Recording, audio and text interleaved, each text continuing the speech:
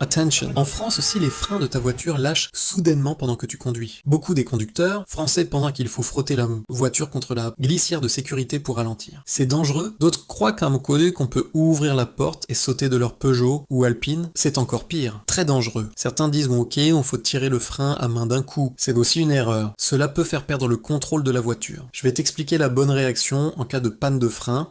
Si tes freins ne répondent plus, d'abord allume immédiatement les feux de détresse pour avertir les autres conducteurs que tu as un problème. Ensuite, tiens fermement le volant avec une main pour garder la voiture bien droite. Avec l'autre main, prends le frein à main mécanique. En même temps, appuie sur le bouton et tire puis relâche plusieurs fois. Tire, relâche, tire, relâche, tire, relâche. Cette technique permet de ralentir progressivement et d'arrêter le véhicule en toute stabilité. Si ta voiture possède un frein à main électronique, garde-le tiré sans le relâcher. Le système comprendra qu'il s'agit d'un freinage d'urgence et immobilisera la voiture en douceur. Si tu l'actives une seule fois puis que tu relâches, la voiture pensera à une erreur et ne réagira pas. Partage la vidéo avec un ami conducteur, ça pourrait lui servir. Il y a des gens qui conduisent tous les jours, mais ignorent complètement ces astuces cachées dans leur voiture. La dernière est clairement la meilleure. Tu as une bosse sur ta carrosserie, verse de l'eau bouillante à 90 degrés Celsius dessus, place un piston et tire. La bosse disparaît immédiatement. Si tu n'as pas un piston, verse de l'eau bouillante à 120 degrés Celsius et tu verras la bosse se redresser petit à petit, jusqu'à disparaître toute seule. Et si tu ne veux pas utiliser d'eau bouillante, prends du ruban adhésif. Colle-le bien sur la bosse, assure-toi qu'il soit bien solide, puis arrache-le d'un coup sec. La bosse disparaît aussitôt. Appuie en même temps sur les boutons verrouillage et déverrouillage pendant 5 secondes. Ensuite, appuie sur verrouillage, puis sur déverrouillage. Seule la portière du conducteur s'ouvre, toutes les autres restent non fermées. Tes phares sont devenus jaunes, comme le drapeau espagnol. Coupe un citron en deux, saupoudre un peu de bicarbonate dessus, puis frotte bien sur toute la surface. Rince à l'eau et tes phares retrouvent l'éclat du neuf. Et si ta voiture refuse de passer les vitesses, regarde cette petite boîte. Retire-la avec un tournevis et tu trouveras un bouton jaune. Appuie dessus avec ta clé, la boîte de vitesse fonctionne à nouveau. Partage cette vidéo avec un ami conducteur, ça peut vraiment lui sauver la mise. Attention, en France, beaucoup de conducteurs ne savent pas quoi faire quand un obstacle surgit soudainement sur leur pare-brise et bloque leur visibilité. Voici l'astuce à connaître pour éviter un accident mortel. La première chose que tu dois surtout pas faire, c'est de freiner brusquement. Car dans ce cas, la voiture derrière vous peut ne pas avoir le temps de réagir, ce qui peut provoquer une collision par l'arrière. Certains conducteurs français allument les essuie-glaces pour enlever l'obstacle. C'est vraiment dangereux. Alors, que faut-il faire exactement? Ne vous inquiétez pas, je vais vous montrer la bonne astuce à faire. Votre champ de vision est bloqué. Ne paniquez pas. Allumez d'abord les feux de détresse. Ensuite, vérifiez la distance avec le véhicule. Derrière vous à l'aide du rétroviseur central et ralentissez progressivement. Regardez le rétroviseur droit. Vérifiez s'il y a des véhicules à côté de vous. Lorsque c'est sûr, mettez le clignotant droit. Déplacez lentement le véhicule vers la bande d'arrêt d'urgence et immobilisez-le. Il y a encore un point très important à retenir. Ne tournez jamais brusquement le volant à ce moment-là, car la voiture roule à grande vitesse. Un léger mouvement du volant suffit pour que le véhicule dévie fortement. Si vous tournez le volant brusquement, il y a un risque de perte de contrôle et de dérapage. Partage la vidéo avec un ami conducteur, ça pourrait lui servir. Regarde, tu sais ce que c'est? Ça s'appelle la valve solénoïde du canister. Si tu remarques que ta voiture française, comme Alpine ou Renault, consomme plus de carburant qu'avant, ou que tu sens souvent une odeur d'essence en conduisant, alors il y a un vrai souci. Ne te fais pas avoir. Si tu vas chez un garagiste français, tu risques de repartir après avoir payé 1300 € aujourd'hui. Je vais t'expliquer comment résoudre ce problème pour seulement 15 €. La valve se trouve entre ces deux clips. Enlève-la simplement à la main, débranche la prise électrique, puis déconnecte l'autre côté. Appuie et maintiens ce clip, ensuite retire-le. C'est simple, non? Pourquoi ça lâche? Un côté c'est connecté au réservoir, l'autre au moteur. En temps normal, il n'y a aucun passage interne, mais quand la valve reste ouverte, le moteur aspire en continu les vapeurs d'essence du réservoir et la consommation de carburant augmente. La solution est simple, une fois la pièce retirée, il suffit de taper la pièce à plusieurs sur le sol ou d'acheter une nouvelle pièce chez un magasin de pièces auto à 15 €. Maintenant, on la remet en place. Rebranche cette durite, connecte l'autre côté, puis rebranche la prise électrique. Tu remarqueras que ta Peugeot ne consommera plus d'essence. Si tu entends ce bruit à chaque fois que tu démarres ta voiture, il suffit d'appliquer de la vaseline sur cette partie, le bruit disparaîtra. Partage la vidéo à un ami conducteur, ça pourrait lui servir. Si tu tombes accidentellement dans l'eau avec ta voiture, sais-tu vraiment comment t'échapper? Souviens-toi bien de ces étapes, elles peuvent littéralement te sauver la vie. Premièrement, si l'eau n'a pas encore atteint la fenêtre, laisse tout ce que tu transportes, ouvre la porte immédiatement et sors sans perdre une seconde. Deuxièmement, si l'eau dépasse déjà la fenêtre, la pression extérieure bloque la porte. Comme les systèmes électriques ne fonctionnent plus, tu dois casser la vis. Le verre est extrêmement solide, tu ne pourras pas le briser avec tes pieds. Retire rapidement l'appui-tête, place les tiges métalliques en bas bas de la vitre et fait levier. La vitre finit par céder et tu peux t'échapper. Troisièmement, lorsque l'habitacle est complètement rempli d'eau, la pression intérieure et extérieure s'équilibre. Prends une grande inspiration, ouvre la porte et évacue calmement mais rapidement. Quatrièmement, si la porte reste bloquée malgré tout, déplace-toi vers le siège arrière. Le moteur étant à l'avant, la voiture plonge d'abord par le nez et l'arrière remonte naturellement. Rabats les sièges, glisse-toi dans le coffre. Tu trouveras un petit interrupteur sur le panneau intérieur, pousse-le dans le sens indiqué et le coffre s'ouvrira pour te laisser sortir.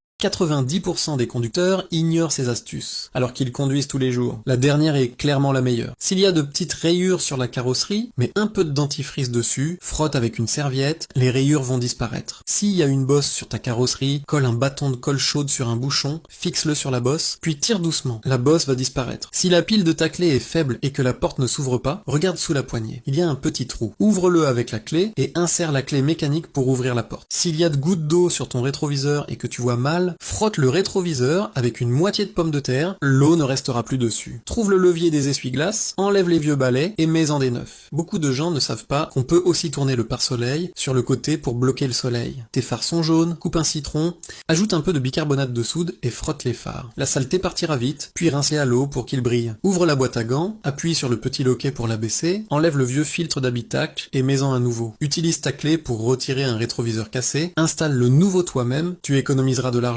Si tu ne nettoies pas cette pièce de voiture régulièrement, elle peut provoquer un ralenti irrégulier et une consommation de carburant très élevée. Regarde, je n'appuie pas sur l'accélérateur, mais le moteur au ralenti est super instable et la consommation est presque doublée par rapport à la normale. Tu sais pourquoi? Le propriétaire est allé dans 3 garages différents, mais personne n'a trouvé la solution. Alors il est venu me voir pour que je l'aide à comprendre le problème. En réalité, c'est très facile à régler. Viens jeter un œil. Cette pièce s'appelle le débitemètre d'air, retirons-la. D'abord, on débranche le connecteur. Ensuite, on desserre les 2 vis dans le sens contraire des aiguilles d'une montre. Une fois les vis de vis, maintenant, on peut sortir la pièce. Oh là là, regarde, elle est complètement recouverte de poussière. Voilà pourquoi le ralenti est instable et que la consommation est élevée. Prends un nettoyant frein et pulvérise la pièce. Et essuie avec un papier mouchoir pour qu'elle soit bien propre. On remet la pièce à sa place. Puis on resserre les 2 vis dans le sens des aiguilles d'une montre. On branche le connecteur. On démarre la voiture pour vérifier. Le moteur est en marche. Tu vois, le ralenti est parfaitement stable. Et la consommation de carburant va chuter immédiatement. Franchement, ce n'est pas super simple. Voici comment tu peux démarrer ta voiture sans la clé, simplement avec une pile et un aimant.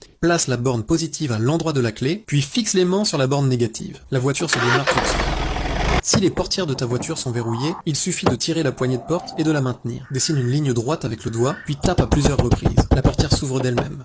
Si tu n'arrives pas à ouvrir la portière, prends un câble USB, une pile et un aimant. Fixe l'aimant à la borne négative de la pile, puis colle l'USB à l'aimant. Insère l'autre extrémité à la place de la clé. Tape plusieurs fois tout en le secouant. La portière se déverrouille toute seule. Maintiens ce bouton de verrouillage pendant 5 secondes. Les portes se ferment toutes seules dès que tu dépasses 20 km/h. Très pratique pour la sécurité. Appuie en même temps sur les boutons de verrouillage et déverrouillage pendant 5 secondes, puis appuie sur verrouillage, puis déverrouillage. Résultat, seule la porte du conducteur s'ouvre, les autres restent fermées. Avec la clé, reste appuyé longtemps sur le bouton de verrouillage. Toutes les vitres se ferment d'un seul coup. En gardant le bouton de déverrouillage de la clé enfoncé, toutes les vitres descendent en même temps. Parfait pour aérer vite la voiture. Et voici pourquoi le moteur de ta voiture tremble et perd de la puissance à chaque démarrage. Si tu ignores ce problème, ta consommation de carburant va vite augmenter. Je vais te montrer une astuce simple pour le réparer toi-même sans que ton garagiste te facture 1000 €. Le souci vient de cette petite pièce. D'abord, retire le connecteur doucement pour ne rien casser. Ensuite, prends un tournevis et dévisse dans le sens inverse des aiguilles d'une montre. Retire la vis, puis la pièce. Elle est pleine de dépôts de carburant noir. C'est ça qui empêche ton moteur de tourner correctement et qui le fait trembler. Dis-moi en commentaire le nom exact de cette pièce. Je likerai la bonne réponse. La solution est très simple. Prends un nettoyant frein, pulvérise bien sur la pièce et essuie avec un papier mouchoir jusqu'à ce qu'elle redevienne propre. Le petit trou où se trouvait la pièce doit aussi être nettoyé. Glisse un papier mouchoir dedans pour absorber les dépôts de carburant et répète l'opération jusqu'à ce que l'intérieur soit bien propre. Une fois terminé, remets la pièce à sa place. Replace la vis et serre-la dans le sens des aiguilles d'une montre. Puis reconnecte bien le connecteur. Et maintenant, moment de vérité, on démarre la voiture. Le moteur ne tremble plus, il tourne parfaitement. Voilà, problème réglé, sans avoir dépensé 1000 € chez un garagiste. Partage cette vidéo avec un ami ami conducteur, que ferais-tu si le pneu de ta voiture se coince dans un trou ou tombe dans un fossé? Pas besoin d'appeler quelqu'un pour qu'il t'aide, ni de payer une dépanneuse. Je vais te montrer une astuce simple pour sortir ta voiture du trou tout seul, sans l'aide de personne. Dans certains coins isolés, une dépanneuse peut coûter jusqu'à 1000 €. Mais grâce à cette méthode, tu peux transformer en quelques instants une simple voiture à 2 roues motrices en une voiture en 4 roues. Tu pourras t'en sortir facilement. Reste bien jusqu'à la fin pour voir comment. D'abord, observe ta voiture. Ton pneu avant droit n'a aucune adhérence. Tu peux tourner le volant autant que tu veux, mais rien ne change. La solution est d'utiliser une simple corde. Attache-la autour du pneu arrière, fais un nœud autour du pneu, assure-toi que ça soit bien solide, puis tire bien fort la corde pour la tendre. Ensuite, commence à l'enrouler sous le pneu avant. Et retiens bien ceci, il faut toujours enrouler depuis le bas. C'est comme ça que tu pourras reculer sans souci. Si tu l'enroules par le haut, le pneu avant droit ne trouvera pas de traction. Maintenant, démarre la voiture et fais marche en arrière. Après un seul tour complet, la magie opère. La voiture sort aussitôt sans effort. Astucieux, non? Partage la vidéo avec un ami conducteur, ça pourrait lui aider un jour.